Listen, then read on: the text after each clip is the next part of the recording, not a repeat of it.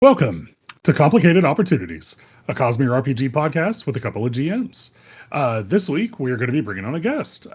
This is Literary Trope. She is a Cosmere content creator that posts, I mostly see you on Instagram and TikTok, but we know you also play the Cosmere RPG with the regular group. So Irving reached out and we figured we'd bring you on and just have a conversation about the Cosmere RPG. Thank you guys so much for having me on. Yeah, thank you for coming. Yeah, thank you for coming. I know you just from your absolutely hilarious hot takes on the Cosmere, and also your like, oh, let's put this character in this book series, which might be my favorite of your like little skits that you do. And then also there was this one time I finally got on Threads, and your post was something about some horrific thing you guys did in the Cosmere RPG. I don't remember which one it was, except that it wasn't the forcing a Lightweaver to unswear their oath. But what? How long have you been playing RPGs for? Because this sounds like a group that has been together at least a little bit of time. We started playing, I think, last summer. It was shortly after it came out. But this is actually my first real RPG group. So it's great because we've all been able to learn together, and we realize and have acknowledged that we are kind of playing it wrong in some situations. But hey, we get house rules. No one is coming in with prior experience saying you guys are doing dialogue all wrong. So we get to do whatever we want, and that's pretty great. Okay. So tell us a little bit about how your gaming group started. That's a big barrier for a lot of people, and it sounds like it's a fairly new group, so that's really cool. We actually found each other through Instagram. Someone put out a call asking who wanted to play the game, and they wound up sorting us by time zones. Because there's not really a ton of Cosmere fans on my side of the country. I live in Connecticut, and I have run into maybe one Cosmere fan while I've lived here. So it's great that we can all just meet on Zoom at a time that works for us. You know, getting a group together is the time schedules always have to line up just perfectly. Yeah. So we've lost a few people, but we've gained more. It's just cool because about half of our group are friends in real life. We're still real life, but friends offline, and hang out together and have a lot of RPG experience. So I think we have a good mix of learning together versus people who can support us. I've actually, confession here, I think I've learned the most about how to play this game by playing Baldur's Gate. No, that's entirely valid. It's a very approachable way to get into the sort of like D20 system. Probably the most approachable and mainstream way. Yeah. Yeah, because that's probably what got me back into RPGs before the Cosmere RPG launched, was playing Baldur's Gate 3. So totally get it. Absolutely. I mean, I didn't even know what roll with advantage meant. Mm-hmm. So I'm like, do I add numbers to this? And they're like, no, you roll 2 d20s. Yeah. Well, that's a strong benefit about the game system I think we've talked about before, is that they keep a lot of that mainstream popular language, and it means mostly the same thing. Because, you know, I like to bitch about Daggerheart a lot. We might have to cut that swear word. But their advantage just means like add a d6 and you don't roll. It's not a d6 based game. You roll 2d12s in Dagger. Is that what it is, Kyle? Yeah, 2d12s. Yeah. So advantage in that game is also roll a d6. And it's why? Why is it a different die? You know, I like that they keep it mostly the same, and part of that is that, you know, they use a D20 system. Yeah, it definitely makes it. I think it makes it approachable when you're trying to onboard people to the Cosmere RPG, because Baldur's Gate 3 is what the biggest thing outside of Critical Role that's hit for D&D in the past 10 years, because that game blew up. So there's a lot of people that are used to playing it. So it does make it an easy onboard for sure. And also a game that's in world and you have a lot of fans is going to be easier to learn because you come across a chasm fiend and we all know what that is. We have one guy in the group who has never touched a single Cosmere book. Mm-hmm. And that's been hilarious because he refused to leave during a high storm. Oh no. Then we were going through the manual, frantically trying to figure out like what sort of damage is this guy going to take. And he's a listener, so I mean he's not going to immediately die. There's really nothing in the manual about what would happen if someone went out into a high storm. Probably because they're like, all these Cosmere fans are going to know, just never, never do that. You're Uh, instantly going to kill yourself. He yeah, there is. also has asked a few male NPCs to like write things down or Oh no. to read things for him. And it's endlessly entertaining because we're very much like, no one tell him. Uh, Do they just pretend that they write it down and just not tell him? Because that'd be the best part. I mean, my DM's pretty awesome. So he does so many voices that I love. Sometimes I'm like, why is a Southern guy in the middle of Roshar? Or why do we have like an Australian here? you gotta. Yeah, For but sure. he mostly other characters just respond by being flustered, and then the rest of us are just cracking up, absolutely losing it because he was so insistent on going into the high storm and could not Yeah. understand why we're like, get inside. Did he? I mean, did he learn? Was it a learning experience? He didn't take too much damage. We kind of had Okay. to figure out how he could take damage because, like I said, I think the manual just assumed no one would ever try that. Yeah. Well, and the only scene where you're in the published adventure where you're in a high storm, you're also like against a large rock shelf, so it's not as dangerous. So I don't think they do have like here's the high storm rolling through rules. Uh, but no, it is very fun to play with people that are new to the Cosmere and see them sort of try to navigate the world, especially for us like ingrained Cosmere fans who know way too much about this stuff. I have that at my personal table, and they still love the oh wait no I'm a man I'm illiterate. That's their like favorite joke. Yeah, and we have in the play group that Irving and I play in the most. We have a buddy of ours. We've been playing now for a year and a half, and he's been in 3 different Cosmere campaigns. Still hasn't read one of the books. Hasn't Uh, picked one up. so Nope. yeah, he's it's entertaining. I think it's at this point we joke that it's like his shtick now. He's almost like afraid to read them. I Yeah. have to commit to the bit at some point. This Exactly. guy, he has choles, and so that's been kind of funny. Nice.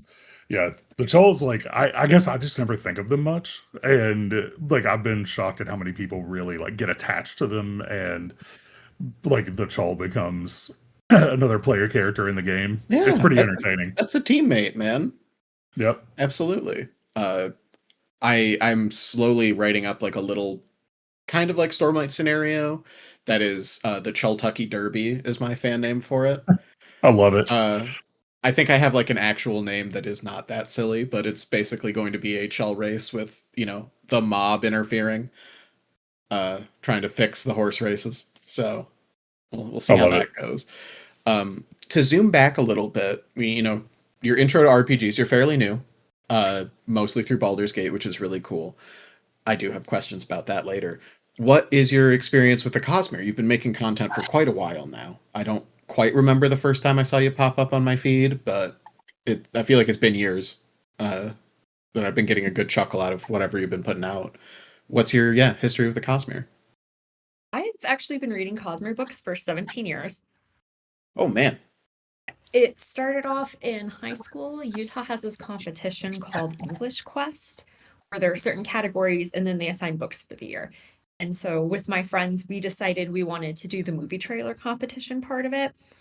And we looked at it and we picked Mistborn only knowing that it was a fantasy book.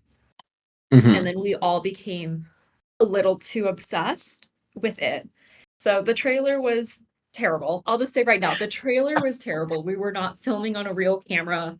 We were using Yeah. those Delta blankets as our mist cloaks. Like we didn't even cut them up. We just outright tied blankets around our shoulders. We had exporting That's great. problems. There was drama. There's so much drama on this set. I mean, Oh I no. literally had crushes on Kelsier, on Ellen, on Shan. It was a whole thing. I was Vin because I was the only girl in the friend group, so we had to find someone to be Shan. Oh no. But we were filming in basements. Yeah. It's so bad, which is so funny now to see that that was my initial introduction. And I just kept Hilarious. rereading the books over and over and over again because I started connecting a lot to Vin, and then Elantris became my thing. So it's so funny because people ask me all the time, your entry point wasn't Stormlight. And I have to explain to them that The Way of Kings wasn't published yet. So there really wasn't a choice Yeah. for Yeah. our reading order. And at that point, when there's only 5 books in the Cosmere, you can't read them in the wrong order. So Yep. from No, there, a few years ago, a few of my friends were like, let's start a podcast. You know, like the whole like friend, I feel every friend group at some point has said, let's start a podcast. Especially around 2020, yeah. yep. It was in 2020, and we were trying to figure out what we were going to name it. Yeah, so we were arguing quite a bit, friendly arguing about what we were going to name the podcast. And I was campaigning really, really hard for Literary Trope. And as part of that campaign, my thought was, I'm going to go out there and just get all of the handles. So that way my argument can say, hey, look, we already have this handle. We don't have to worry about another account having it.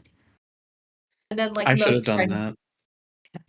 And then like most friend groups, we never started the podcast. So about 2-ish years ago, I was bored out of my mind because I was working night shifts and just didn't know anyone. And I thought, I have been sending the same memes to the same 2 people I know for years. Let me just put them out there into the universe. My goal was to get 5 likes on a post. And then as I started posting more and more, I started realizing that I really wanted to lean primarily into Cosmere work because I was doing pretty much anything I wanted to, and became probably Cosmere specific about a year ago is when I really finally just threw that label on my content. And it's great because the community in the Cosmere is pretty welcoming. They're usually nice to me unless I'm saying something about Kelsier. Yeah, that gets into one of your hot takes. Kelsier is not in Stormlight. That's the correct? It's so funny because, I mean, if you want to get technical, he's pretty much not. But I did No, want to I don't label, disagree. yeah, I did want to label a video if Kelsier was on Roshar because that wasn't as accessible in my mind to an audience. But also, I wasn't going to put like jump scare people with a spoiler. So I thought most people would understand what I was trying to say, especially because in the first one, my opening joke is I should join the Ghost Bloods.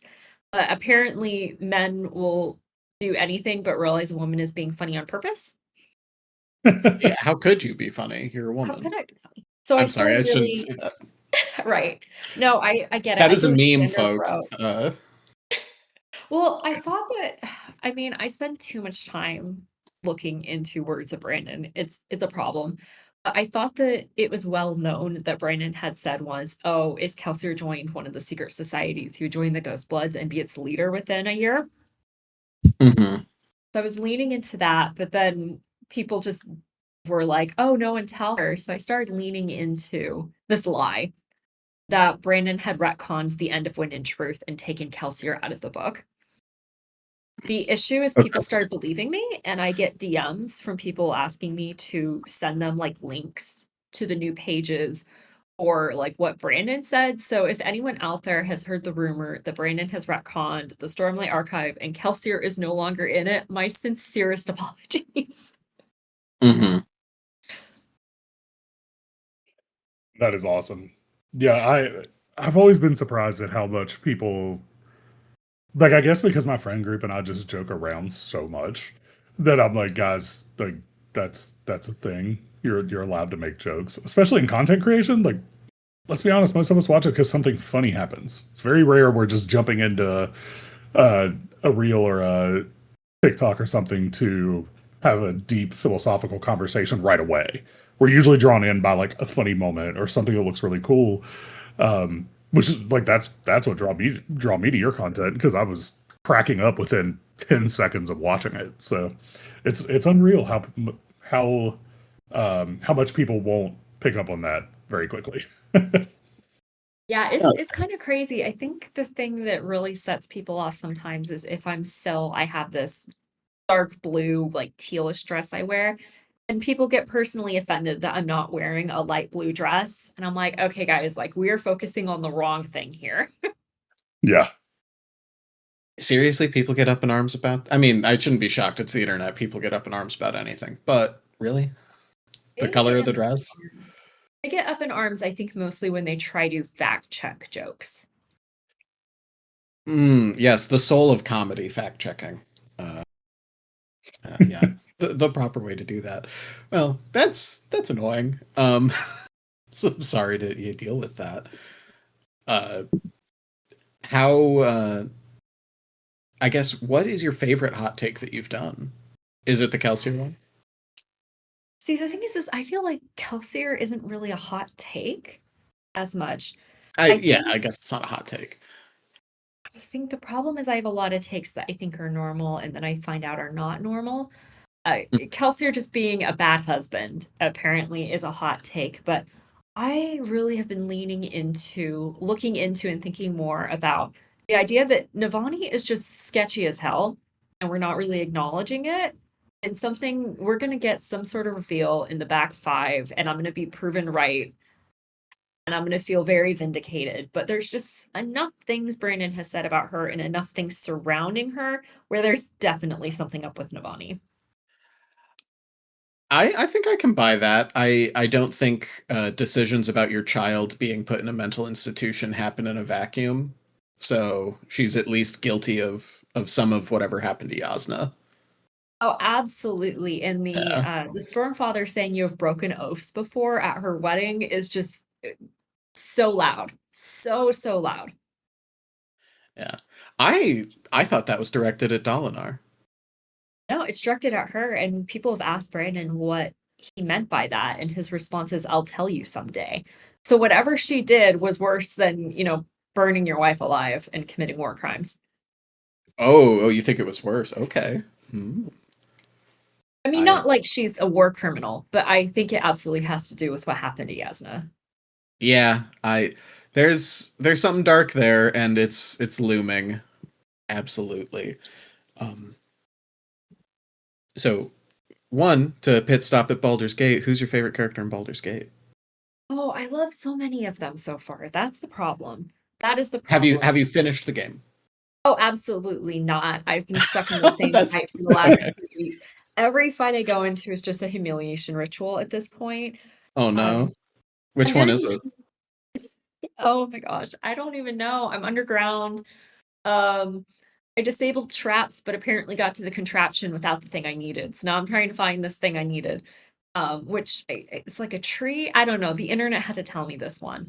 But I'm in a fight and there's some necromancy stuff going on, and I'm just immediately getting Oh, destroyed. So I'm is at it the the point of, am I bad at this game, or am I in a spot that I'm just not ready for? is it the fight that kicks off with the guy summoning a bunch of undead? He's a big, like corpulent, gross looking dude. Yes, and he's looking for a slave and wants me to like murder a slave, and I'm not down for that. Okay. Yeah. I stumbled into that fight at level 5 on my first playthrough. It's very hard at level 5.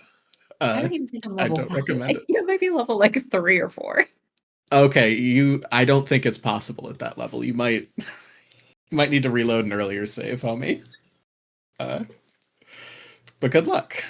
Um Well, that's good to know because I really just keep thinking like, am I bad at this game? no, I think it might be mathematically impossible if you're below level like 5. Was I Uh supposed to lose my eye? that is an option. Okay. Uh there's a couple different ways to get the weird little eye cosmetic. Yeah, we could turn this into a Baldur's Gate 3 podcast too. Real I fast. don't I'm mind. I'm actually playing through I'm playing through on honor mode right now, trying to get the golden dice and realizing that apparently I did not know much about that game at all. So I've been having to just follow a guide step by step on YouTube while I'm playing it to try to beat it on honor mode. Because once you die in honor mode, you're dead. You have to start over. There's no returning to a save. Um, yeah, Yeah, it can be apparently a you're lot. supposed to start with a custom character for your first playthrough, and I assumed you were supposed to pick one of the main people. That seemed to be what the game was pushing you towards. So everyone immediately was like, "You're playing the game wrong," and I'm like, "But I want to be Vampire Hoyd." Oh, okay, so you went with Astarion. Okay. Yeah. Fun. I started with the Dark Urge, and story-wise, I think that's actually what they intended, because it just makes a couple plot holes, in my opinion, make sense. But I don't think any of the Origin playthroughs are wrong. Yeah, And also, I don't much like tabletop RPGs. I don't think there's a wrong way to play. If you're having fun, it's the right way to play. That's the whole point of games, folks. Uh, now combat feeling like a humiliation ritual, and if that's fun for you, then good for you. But if you if you ever have a question, I'm sure we could answer, and not be dicks like a lot of people on the internet. yeah, for sure. What so like I enjoy your hot takes because I always just find hot takes entertaining. Because I'm like the least hot take artist ever. um, I am just not great at coming up with those. So what are some of your favorite ones um that you enjoy the back and forth about? Not so much the ones where people aren't really getting the joke. I think one that I haven't really like hard launched this yet is I actually think that Kelsier and Navani would be perfect for each other in a they Okay. would make each other worse way. They're both pretty ambitious. They both have a very interesting set of ethics. And I think they could do some pretty big damage together. I firmly believe that if Navani would have married Dalinar the first time, that she would have pushed him to assassinate his brother. Yeah, Yeah, I I I don't I, disagree. I see it. So it's interesting, but yeah, usually like anything that has to do with Kelsier, I don't really engage anymore because people who love him treat him like he's a real life religious figure, which I think Yeah, is the people are a little hallmark. crazy. Yeah, and I think it's the hallmark of a great, like an absolutely great character that people are arguing that much. I think most of the things people would consider my hot takes are actually my theories. Yeah, Yeah, we can I absolutely dive into some theory crafting. yeah. I do like that aluminum might be the god metal of the god beyond. I think that's very interesting take. Yeah, there's I a lot more on metals I want to do, but I actually have to learn how to pronounce most of them first, which is a challenge. Oh no. Yeah, you'll get the chemistry nerds angry, me being possibly one of them, but I don't get angry online. Uh Now, when you say ambitious, just with, the ambitious power couple from hell, as I'd like to call them, of Navani and Kelsier, I also know that you're a bit of a Star Wars fan from some of your threads posts and your most recent podcast appearance on Starlight Beacon. There's at Starlight Transmissions.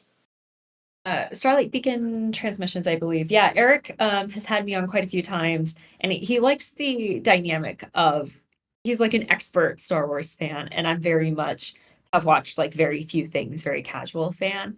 And I've talked a Oh, lot okay. about how one of the reasons I didn't get into it more when I was younger is just a lot of the extremely sexist gatekeeping, which Yeah.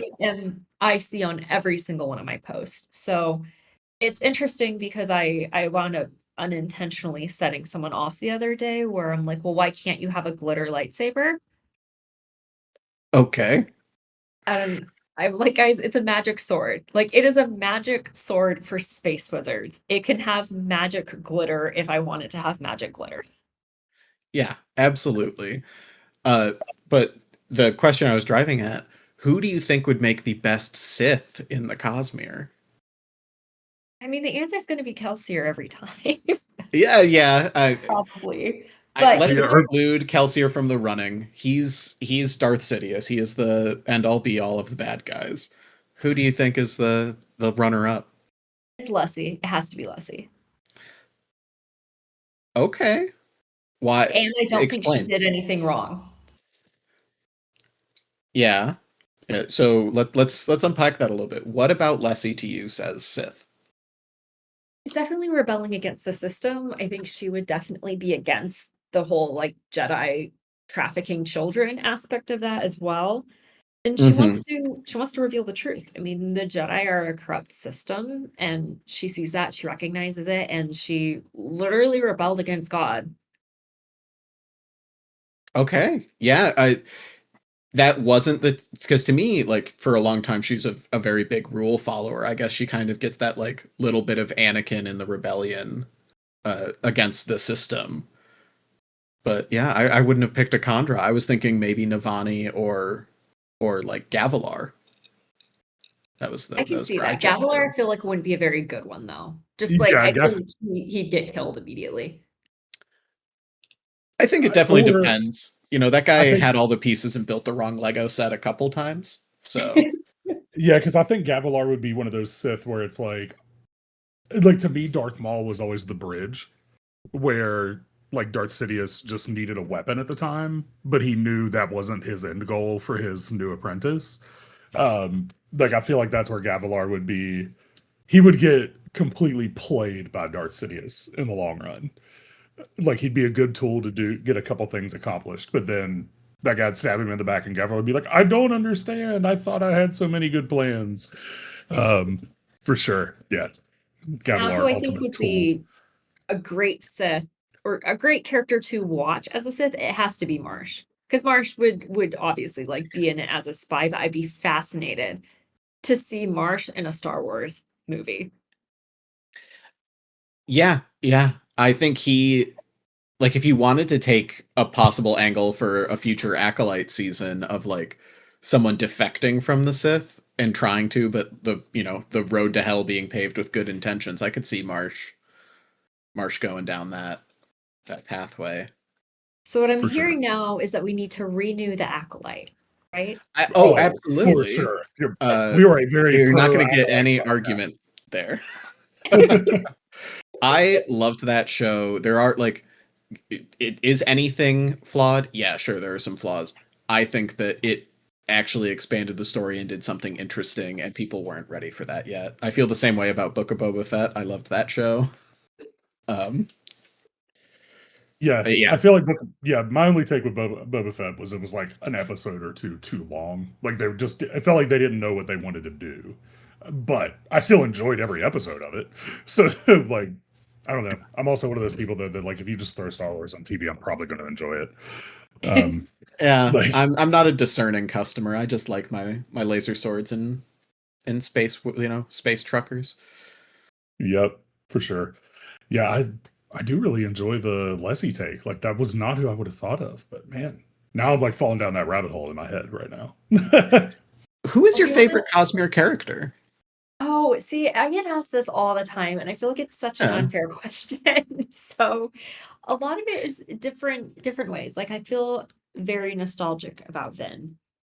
yeah. I always want to see more Yasna point of view chapters. But the character that probably makes me the most excited when I see them on the page has to be Design.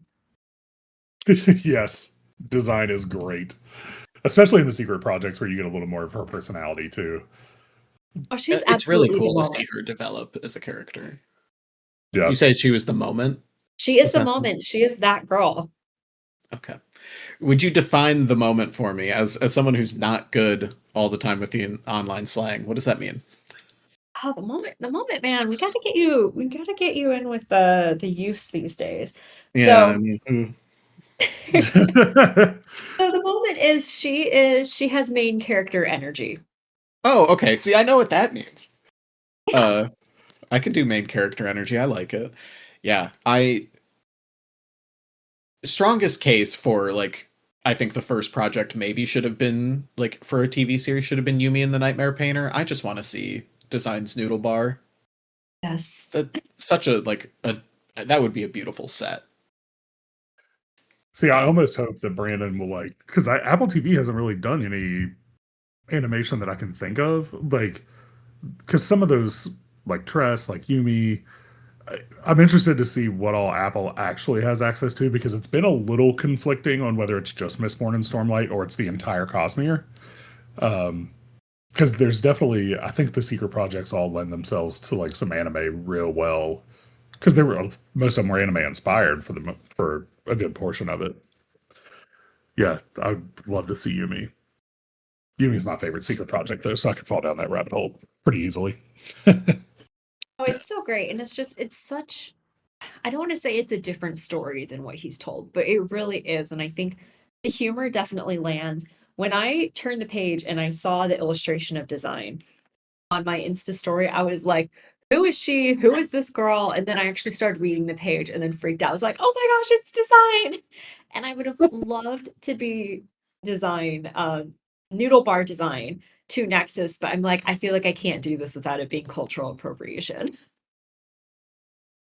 Yeah, there is a bit of that.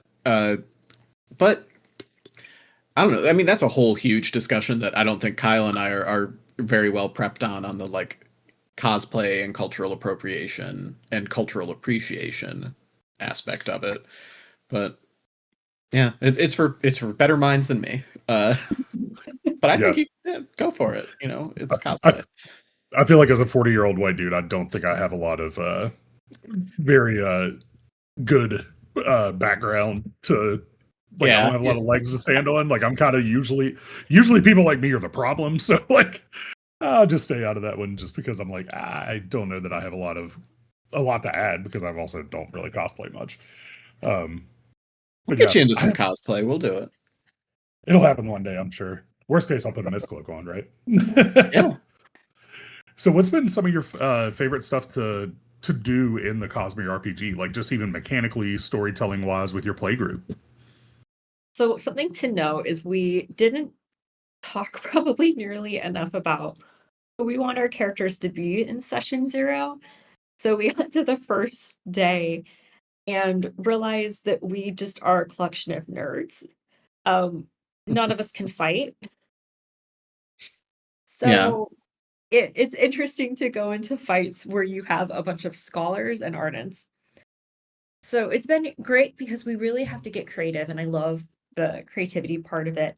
We aren't afraid to like take a second and have us all grab the books and research something. So I love the silliness, whether that's is there toilet paper on Roshar versus what would people drink. So we've invented, we call it crab LaCroix. So that Love was a it. great one. And sometimes Okay. we'll be in session and I'm like, do I need to like post this question on threads and see if someone has an answer for us? But that it's just it's the silliness is funny. We defeated that light weaver, which I feel like we're gonna have to get Yeah, into we're at some point. But now whenever we see a new character, we're like, okay, is this person who we really think it is? So the joke now is like we have to touch their face.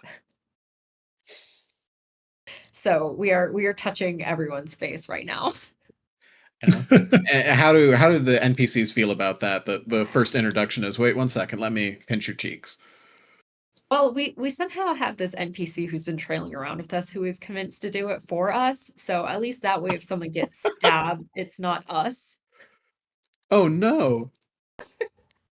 How okay. So I guess a couple questions. Tell us a little bit about your character, if you don't mind. What are you playing? Scholar, because it sounds like most of you are scholars. Yes, I am a scholar. I am an artifabrian named Rue. I am Iriali, and I have just decided to play her as the snobbiest, most pretentious character ever. So I'm constantly trying to convince people to be my apprentice. I somehow am failing every single crafting check that I try Oh no. and athletics checks. So I am constantly falling off of roofs and ropes and anything else I can fall off of. But it's funny because she's she's loud, she's boisterous, and she's just here to meet Navani and to impress Navani at some point and to, become the coolest, most famous artifabrian ever. Hell yeah, we like that. What level are you guys currently? We're level 3. 3? Okay. Okay. And what is like the overarching arc of your guys' story? What are you attempting to do right now? So this one takes place between Oathbringer and Rhythm of War. So there is a fabrial that was stolen. So then we ventured out into the war camps. And, of course, we found a secret group because you have to have the secret group. And then one of the issues, and I was talking to my my DM actually about this when I asked him, I'm like, what are some things that surprised you? And he mentioned that this radiant that we killed was actually supposed to be the overarching big bad. Nice. Oh no. And so we killed him and he was like, oh shoot, what do we do now? And I didn't know this until a few days ago. So he has had to restructure things.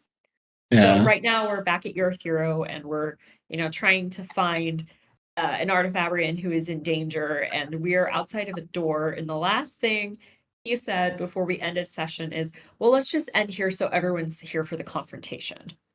Oh no. Oh no, I have no clue what is coming. And then, but he also promised more combat. So Well, confrontation sounds like it, yeah.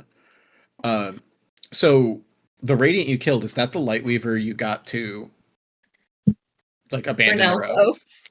Yeah. Yes. Oh geez. Okay. Uh so tell it like one, why? Why like obviously they were an antagonist, so I'm assuming they're with this secret organization. Uh how did it like what was the situation of forcing someone to renounce their oaths? Because that's pretty unique. I don't think people would think to do that.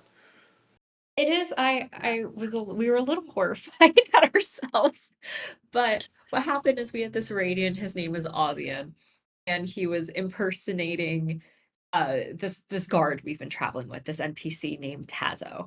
So we knew that there was a Lightweaver somewhere because there was a cryptic who we named Creeper because he was, being creepy. So Yeah, we creeping around. figured out this guy Ozian was impersonating our buddy, and he'd been a little weakened due to some like plot stuff before then, and we were in a storm shelter, and we were kind of just trying to get him to hand over stuff and to get more information from him. And so my character, doing what she does, just kind of kept casually insulting him, and our DM's like, roll a plot die. And I'm like, oh no. And then the radiant wound up just like stabbing some kid out of frustration. Oh no. Yeah, it was bad. So we essentially jumped him, but we couldn't fight. So I had a fabrial that worked as a taser.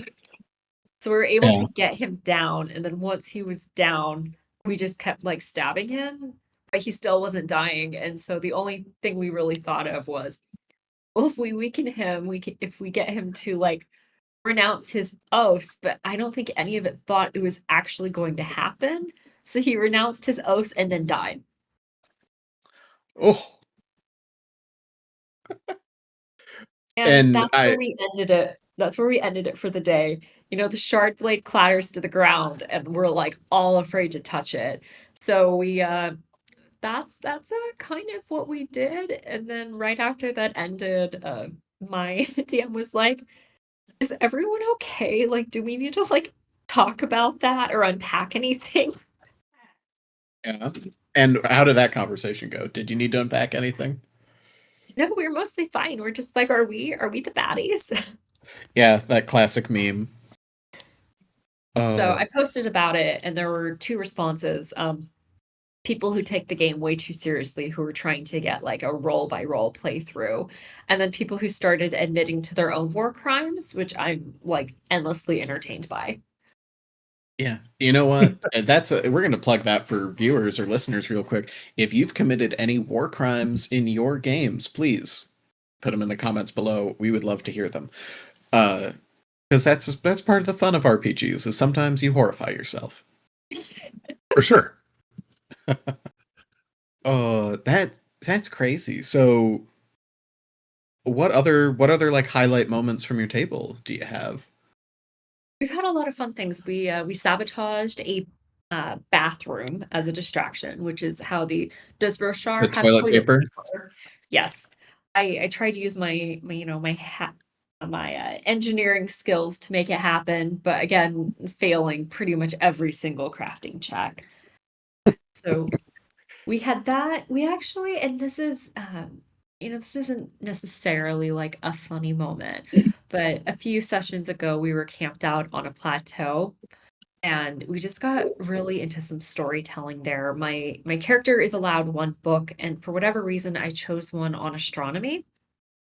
And so I was like, okay, I flip open my book. What is in the book? So it was really cool to have, like constellations made. And we realized that we don't know the name of the sun on our chart. And so, as a group, we talked about what we think it would be named and, incorporating Cato into that. And so I don't know, it's just like some really cool storytelling things where you can go as deep as you want and just really craft something beautiful as a group. Another highlight for me is he decided that he was going to have Kaladin make an appearance. So our group, the backstory for how our group met each other is we met each other hanging out outside of Kaladin's health clinic. So we see Nice. him flying across the plateaus, and I'm like, okay, so what would we do? So the goal is to pretend to faint. So hopefully if he saw us in distress, he would come. And so I think I rolled a nat 20 on that, but he didn't come over, he didn't notice us. But that was pretty funny. We did the one shot, and of course we tried to fight the chasm fiend Yeah. that apparently you are highly discouraged from fighting. So it's just we have a bunch of really silly moments, and those are some of my absolute favorite. But yeah, making a radiant renounce their oaths, I don't think we'll be able to top that. No, no, I don't. That was such a unique post, and I forget what I commented in response, but I was definitely like, how, what? How did this happen? Uh, because it is just a horrifying visual of holding someone down until they give up. Uh, He could have um, decided not to do it. yeah, yeah, he could have decided not to be a villain. He made that choice. Uh, yeah, well, I mean, it's just fun to hear someone having a good time with the RPG. Uh, it's awesome that you found a group online. A lot of people like struggle with that. What do you guys play over Discord? Do you play with a virtual tabletop? We play on Discord, yeah. Oh, one other thing that was really fun. We found someone in the storm shelter who was running from the Ghost Bloods. And she was a tin eye, and it was cool. Her name was Mara, and we borrowed her Earth and she's like, okay, I'm off, I have to go. And then she sees someone who's like, oh, hi, Mare. And I absolutely lost it, because my big theory is Mare is not dead, and the fact that that was incorporated into this game gives me endless entertainment. Yeah, that's I incorporating your own personal theories into a game is so fun. I don't have players that have many theories because most of them are new to the Cosmere, but they are getting subjected to my various theories in our game. So Hey, I, if you I get to appreciate play that. God, do it. Absolutely. You know, I, I'm interested to see how much my players are going to hate me when Mistborn finally comes out, because like my biggest theory is that Mistborn, or that Kelsier is going to kill Sazed to become Discord. Um, so I'm trying to figure out how I can fit that into my campaign. So trying to figure out how that'll go and to see how many people I piss off with that will also be interesting. Um, for sure. yeah. I'm Yeah, getting to play curious. God is fun. I am so curious how the new, I feel weird calling it the new RPG, how it's going to differ from the original one. So do you mean Mistborn versus Stormlight? No, I mean like the Mistborn RPG that came out like 10 plus years ago. Oh, okay. Oh, I honestly don't think the old one will be really referenced at all. I think I saw Johnny actually post about that once where he was like, "Hey, it was a great game, but like we can't let what they were doing." If I remember right, like I don't quote me on this, guys, but like I think that Johnny was like, "It was a great game, but like we have to develop it our way going forward, otherwise it wouldn't be like true to what we're doing," which I think is the right take, for sure. Um, it was something like that. So like I do think it'll be a lot different in some ways. I've only seen a little bit of that one though. Like I think I watched a season of Diceborn on 17th Shard, um, which was only like 8 episodes. But like I don't think I ever really understood exactly how their mechanics work, to be honest. Yeah, Which I I know that know that's it their fault. exists. Yeah, that's about all I know of it, is that it was a thing. It wasn't well received. I know I was interested in playing it when it came out. I was in college and we were all hyped for it. And then a friend was like, yeah, you kind of are just like playing as the crew. Gotcha. That's interesting. So was it more Era 1 in that game, or because I I thought think it had Era 2 because that's where they got all the names of the Twinborn combinations. No, it was just I Era don't. 1. I think at that point only Alloy of Law was out. Yeah. Yeah, because it Okay. was a while ago. Yeah. Because I actually started reading about the same time you did. Like I remember when I did you. This is a random side tangent because like this just blew my mind when it happened. Do you read physical books or do you mostly read on like a Kindle, audiobooks? How do you typically consume your books? It really depends on what I'm reading. Mostly fantasy is in a physical form. I do have the ebooks for some of the Cosmere books, but that's because I was rereading the Stormlight Archive before Rain and Truth came out. I was trying to get in a lot of that at the gym, and so hauling a 1,000-page book onto an exercise bike wasn't really feasible. Right. I was just curious because like it blew my mind because I got Mistborn. Let's see, I'm trying to remember. I was in college when Mistborn came out, and right after I graduated is when Facebook started opening up to people without just a .edu address, and they were really pushing ebooks. So that was actually how I got Mistborn, was for free on Facebook. Weird. Oh my gosh. But when Era 2 was coming out, I remember reading Bands of Morning and I'm like, I feel like this story is wrapping up, but it says I still have 25% left in this book. And I'm scrolling and I'm scrolling and I get to the end and I'm like, it still says I have 25%. And then I flip the page and it's like, surprise, here's secret history. By the way, Oh Kelsier's my, alive. And it was like, whoa, what? Like, so they I just shadow dropped secret history as part of the ebook. What? Um, yeah, that was wild. Like I remember reading it like the day it came out. We were living in my in-laws. I still can tell you where I was sitting because we were in between houses and we were living in my in-laws basement and I'm sitting here scrolling and I'm just like, holy, and like Wendy was like, what, my wife was like, what the heck is wrong with you? And I'm like, there's a whole other book in here. Kelsey's alive. What the crap's going on? Because you get to the point where you see the vision through the coin and you see the scars and you're like, wait, what? And then you flip to the page and it's like, here's the whole story of how we got there. I like oh almost fell over. Oh my gosh, I also remember where I was and I was reading the physical book and like you turned the page and it was I think it was like the address to find it on Amazon that you could really only get through if you had the link and I was absolutely freaking out. I like called people, I texted people, but I also like I remember where I was when Nightblood showed up in Stormlight Archive and one of the things that makes me a Mm-hmm. little sad now is people are reading in all sorts of different orders, and I don't know, I feel kind of sad that some people are being told to read Secret History between Hero of Ages and the Alloy of Law. And I'm like, I think the right reading order is where those twists happen where they originally happened, and you get the full impact. Because someone told me that they were told to read Secret History after the Final Empire. Huh? Like I'm It's not a big making reading Yeah, order person, but I'm like, that that's feels confusing. wrong. Yeah. it gives away the entire trilogy. Yeah. Yeah. Huh.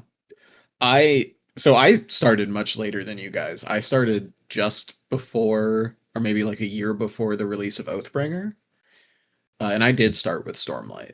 Um, so I have a Yeah. pretty unique reading order, I guess. But yeah, I wouldn't. I certainly would not read Secret History before Hero of Ages Yeah, ever. absolutely not.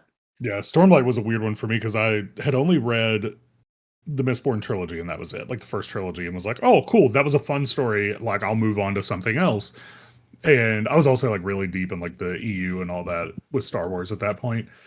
But we were going to the beach, and this was, God, I'm dating myself again, but it was like you needed like a beach read because you didn't really have like Kindles weren't super a thing yet. You didn't have iPads, iPhones had only been out 3 years.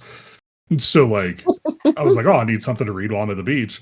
And my wife and I went to Walmart, and Way of Kings had just come out in paperback. And so I was like, oh, that's that guy that wrote the Mistborn books. I'll read this. And yeah, then I was off to the races because Stormlight's absolutely my favorite. Um, then I started consuming everything. Although Elantris randomly missed me until I did my reread for Wind and Truth.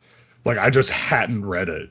It was just the one that like always got skipped over because I was reading the series. So yeah. I really, as a awkward, nerdy teenage girl who fenced, absolutely fell in love with Elantris. And then I went to reread it a few years ago, and this is gonna sound kind of bad. I could not stand the main characters. They're both Nepo babies and pick-me's, and I'm like, was I completely insufferable in high school? Yeah, they. Uh, I don't mind Raiden and is that one's Sereni, right? Yeah, yeah, yeah. Yes. yeah. Although their names are so similar, but like I enjoy Elantris. I'm more interested in the sequels because I want to see what happens with Shy and like I think Brandon even said in a word. You probably know Wobbs better than me, to be honest, because I'm the worst with lore. But like I think Brandon said that like basically Elantris 2 starts with the god they all thought was gone that Hrathen worshipped is back. Like he's here. like let's go. Like Well, Elantris 2 is supposed to start off like really hot. it's totally just go. the investiture of Dominion gaining some sentience, right? No, I think it's a if I remember right. Oh man, I'm gonna get this way wrong and all the Cosmere nerds are gonna kill me. I'm pretty sure it's like an avatar of autonomy. I could be wrong about that though. Again, I guess it makes sense with the red. Yeah. Do you know? Can you be our resource on this one? I have a confession to make. So I very, very rarely talk about Elantris, and it's because I don't know how to pronounce anything in that book because it's not anything like how you think those letters would sound. Right. I've only audiobooked it. Yeah, I just pronounce that however the audiobook narrator does.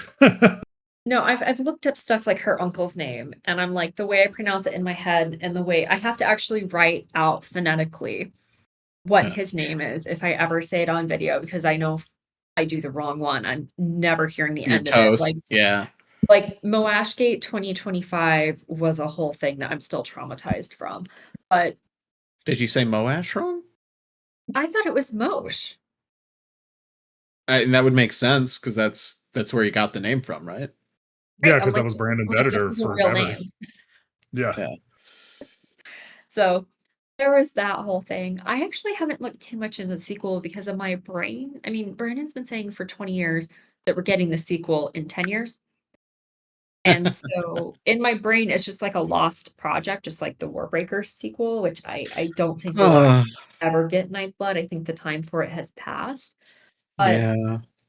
I haven't done, I mean, I've been doing some deep dives into Dominion and Devotion, but more so how that works linguistically because they created the language on Cell, and there's a ton of very interesting linguistical stuff in there that I think is pretty big foreshadowing for Cosmere in general, especially Ghost Bloods. So that's mostly where my Elantris like interest in lore is right now. Okay. Tying it back into the RPG, what world would you be most excited to explore in like a future supplement? We know Mistborn's coming, both eras 1 and 2. What do you think would Trust be would be interesting? so much fun. Mm, Just for vibes and yeah. science. You want to be a pirate? I want to be a pirate. I want to be able to flirt with Captain Crow. I want to do cool, fun stuff. I want the Dougs. I think playing a game where every single NPC is named Doug could be so funny. I think any GM could do that right now. As a call to all the GMs in the audience, just name him Doug. Be careful what you wish for, because we're going to start recording Mistborn sooner rather than later. So they all just might be French Dougs. They'll be Les Doug with like a Doug. little. Yeah, it'll be Les Doug for everybody. Be careful We what did you have wish a for. We did have a discussion in our group about if we were going to incorporate anything from Mistborn when it comes out, and we've decided we're going to firmly stick this one and stay in our lane, and then, do a Mistborn campaign. But we just want to see how they're going to do it with the eras. Is there essentially like an A side, B side to this book, or are people mixing and matching? I'm just curious. I don't think that they're going to allow you to be a full Mistborn in any of them, but I'm just excited to see like how people do the mixing and matching though, because we even had a question going in. Someone on session 0 said, "Could I play a sleepless?" Yeah. Yeah. So Sleepless, I know that like I think that was Dragonsteel like told them to pull back and not add Sleepless yet. Yeah. But we do know from various content from Brotherwise that we've covered on this show, uh, full Feruchemist and Mistborn trees are in the book. Oh, I'm actually like really shocked by that. I am a little bit too. I think it's a very tough balance to walk, but they also, they have Fairing, Misting, and Twinborn trees too. So it'll be very interesting to see how that system is interactable versus how Knights Radiant are. Just because the systems, like the way you go about getting your powers, is pretty different. But we do know from like basically Brotherwise, like soft leaking things to generate excitement, that those trees are all in there. Do you think that there's going to be any new lore drops? Because I know I've heard there's something new about cultivation in the Stormlight guide. I'm curious if there's going to be any sort of lore drops in the Mistborn one. I don't know how major there will be, but we do know like our interview with Merrick, he got to basically whole cloth design areas of the Southern Roughs. Oh, uh, he suggested an idea to Dragonsteel, and they said, "Yeah, we like it." And so it's kind of going to be like Swamp Vegas yes. in an area called the Conrad Delta. Yeah, what's the town name? New Tremredare. As Tramradare. yeah, Audrey's great reading.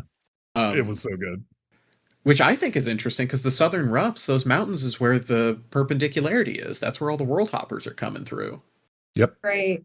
Yeah, it's Yeah. it's so curious. Do you know, are they going to incorporate, could you play as a Koloss? Yes, so Koloss Blooded, so in Era 2, for sure, and then Khandra are an option too. See, that's my thing. I would just be a Khandra all the way, and I wouldn't even be subtle about it. I'm interested Walking to see around how. translucent green with diamond bones. Yeah. Listen, I'm like interested Milan to is see. also the moment, so if I could just be a version of her, I would be happy. My partner Dude, loves Milan so much. That was her favorite part of Era 2. and that Miranda Meeks art of Milan is just the best ever. Makes her even hotter. Hard to do. Um, yeah. So we actually know a decent chunk about Mistborn. Do you want questions answered about Mistborn? That we like know from publicly released information? Caveat. Yeah, I think we've done a couple episodes on like when they've like released screenshots, stuff like that. I think for me is I am still learning the mechanics to a degree where I don't have like the knowledge to ask a lot of those deeper questions yet. And we've Yeah. just been so focused on just Stormlight right now that I haven't given it much thought beyond, can you be a full Mistborn, and how are the Koloss going to be treated? I'm kind of like the timeline stuff is very curious because I do wonder, like, is it going to be, sort of an A side, B side situation? So the world guide, because they're also doing a world guide like they did for Stormlight.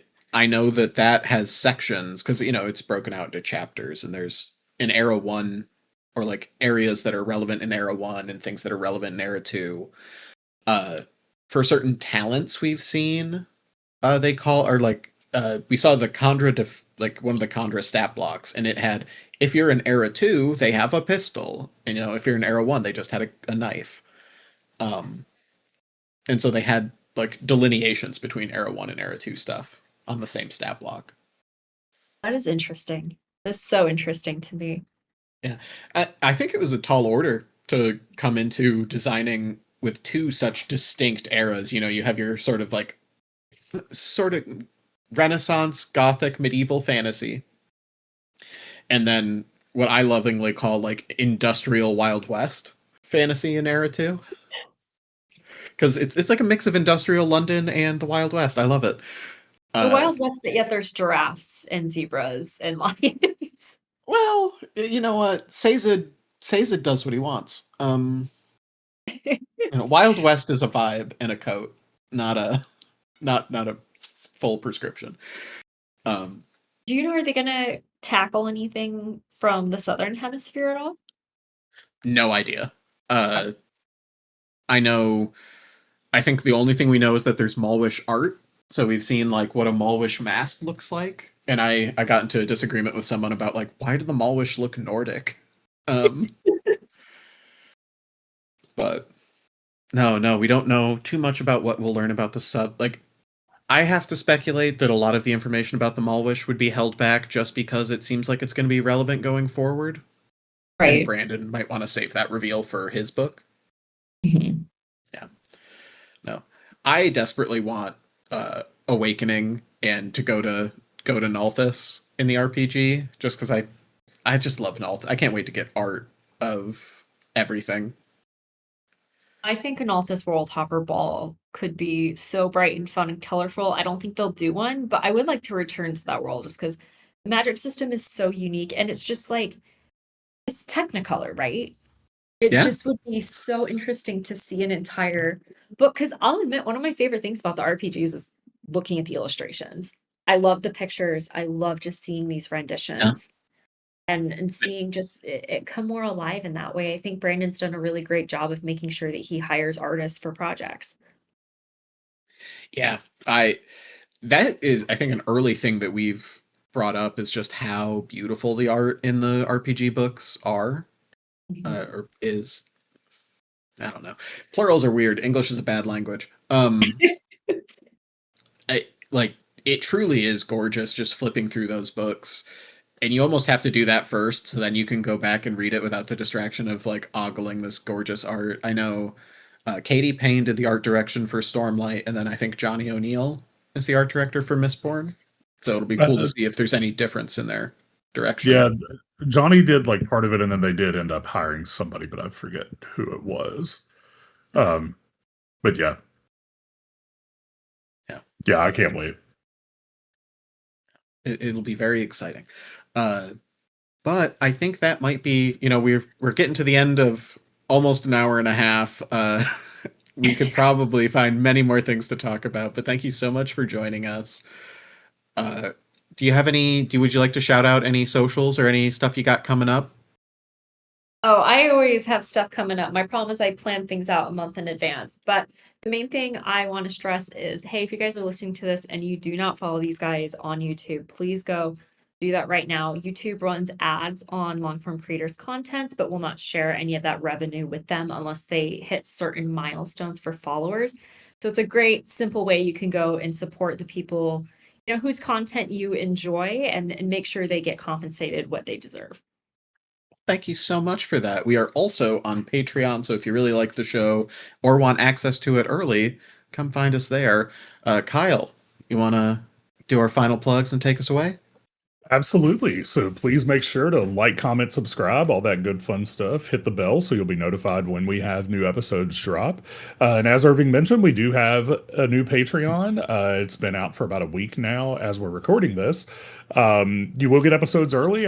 We have an interview with, by the time you guys hear this, it'll already be out, but we had an interview with Diana of the Rose that I just dropped last night as I was finishing editing it.